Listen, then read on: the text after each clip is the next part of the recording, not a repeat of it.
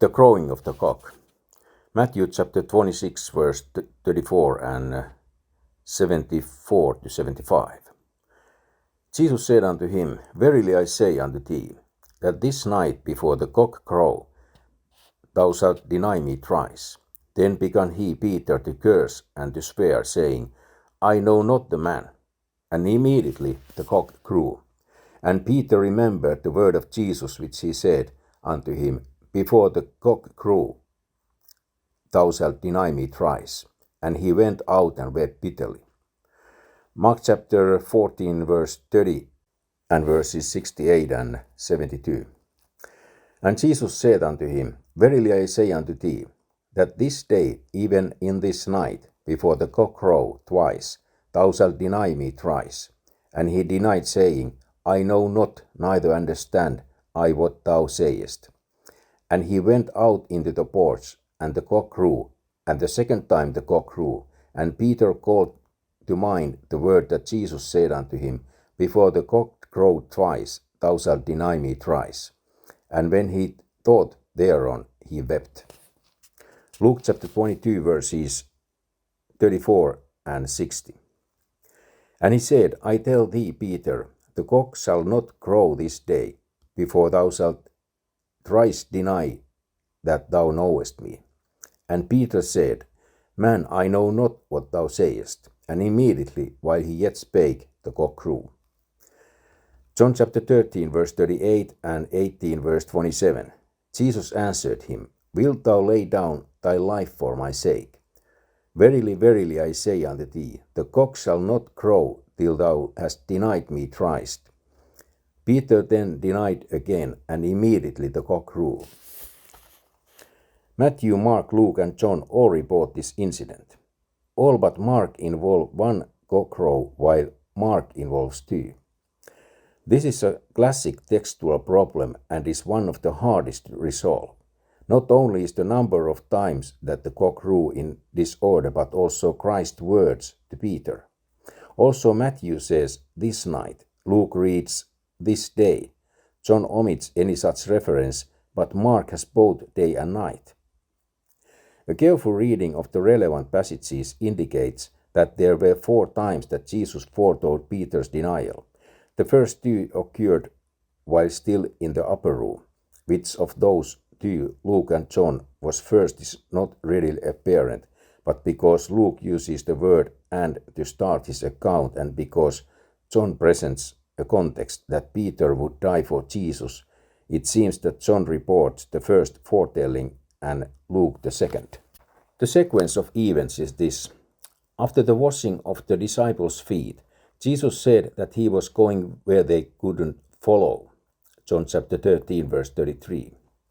This set the stage for the first foretelling of Peter's denial. Peter assured Jesus that he needn't worry, and apparently nothing more was said at that time. John chapter 14 verse 1. The second time that Jesus foretold the denial is recounted in Luke, where the context is Satan's desire to sift the disciples. Luke chapter 22 verses 31 to 34. After this they leave for the Mount of Olives. Luke chapter 22 verse 39 and John chapter 14 verse 31. The third and fourth times that Peter brings it up are on the way to the Mount of Olives, and those are recorded in Matthew and Mark. In both third and fourth accounts, Jesus has just told the disciples that they shall soon be offended and scattered. Matthew chapter 26 verses 31 to 35 and Mark chapter 14 verses 26 to 31. Peter claims that he will never be offended, and Jesus repeats that the cock shall not crow before Peter denies him three times. Peter persists in his self-justification, and Jesus' response is recorded in Mark. The change in the number of cock crows probably stops Peter's self-defense. As a further complication, note that there are cocks all over the world, and that at any given time it's likely that a cock is crowing somewhere in the world. Hence, in a matter of seconds at most after Jesus warned Peter, a cock crew somewhere in the world and Jesus would be made a false prophet. Now it could be that all the roosters in the earth were silent until that one that Peter heard. But this need not to be the case. Note that Jesus said the cock, not a cock. Thus he had a specific cock in mind, and Peter should have the same in mind too. Possibly the house with the upper room, where the Last Supper transpired and where the debate started, had a cock in its yard. This house may well have been within crowing distance of the high priest's house, where the betrayal happened. This solves the further complication, but still leaves us with the main problem. Now it just so happens that not every cock crow comes from a rooster. According to Mark chapter 13 verse 35, the cock crowing is a watch in the night. Watch ye therefore, for ye know not when the master of the house cometh, at even or at midnight, or at the cock crowing, or in the morning. Mark chapter 13 verse 35 divides the day into 4 parts each, presumably 6 hours long. These are even, midnight, cock crowing, and morning. Even would run from noon to 6 p.m., midnight from 6 p.m. to midnight, cock crowing from midnight to 6 a.m., and morning from 6 a.m. to noon.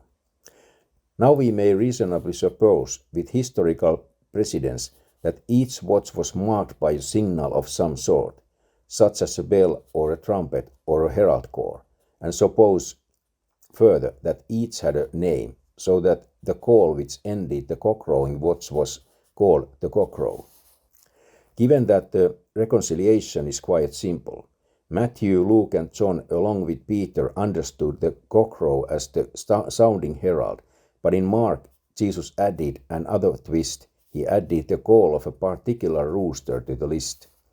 Perhaps it was a cock that way they were looking at or passing by en route to the Garden of Gethsemane.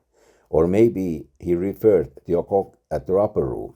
Maybe they were passing the high priest's house and there was a rooster there. For they did pass the temple on their way to the Mount of Olives, using the east gate which is by the temple. It's reasonable that the high priest lived by the temple. In this scenario, it's the rooster which crows right after Peter's first denial. Since he is keyed to the herald call, he hardly takes note of the rooster's crow. Peter then denies Jesus twice more at the last of these, both the cock in the high priest's yard and the herald sound. The rooster crowed at night before sunrise. The cock-crow herald marked the start of the day. Other variations on this theme are possible.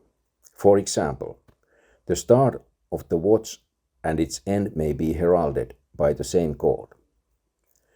Thus the cock-crowing watch would start at midnight with the first call or cock-crow. Peter had then denied Jesus only once, and he might not have looked that as a fulfillment. Later in the night, Peter denied Christ a second time, and then at 6 in the morning. The third followed by the second cock-crowing herald known as the cock-crow. Whatever the proper resolution, it's resolvable, and so the problem is mooted.